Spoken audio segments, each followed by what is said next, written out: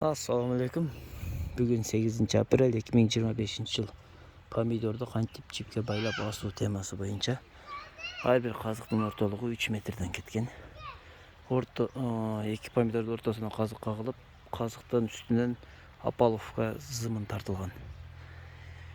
Pomidordu çipke kantip baylayız. Pres çipti alıp, çöptün cep, bede prestin cibini alıp turup oşonu ekiye ortadan kesip alabız. Же болбосо tüyünden çeçip algandan keyin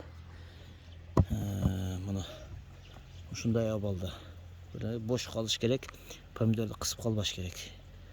Буну анан мынтип асылып калат. Буну кандай болот десеңер, мына пресс чечилген болсо, мунун моундай кылып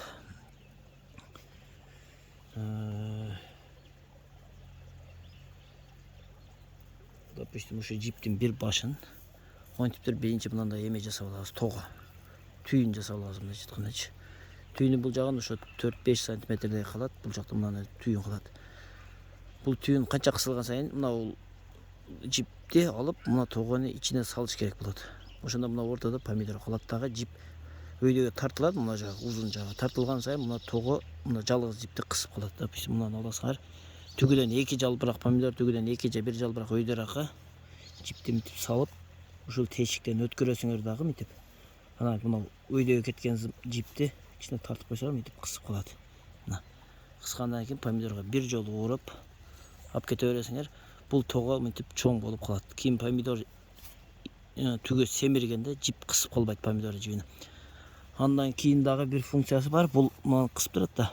Эгер каттуу мына өтүп кетип баратып же дайыр жашап мынаны каттуу силкип тийип же бирдеке боло турган болгон учурда мынагы кыскан жип мына жерден чыгып кетиши мүмкүнчүлүгү бар. Ошонун эсебинен мынаны тамыры менен жулуп албайсыңар. Кээде катты кыскандан жулуп алат, бирок көбүнчө чыгып кетет. Бул көчөттү сактап калышка жардам берет силергечи. Көбү бунун түгүн байлап коет, катуу кылып. Байлаганын эсебинен монтип байлап салат чырмап.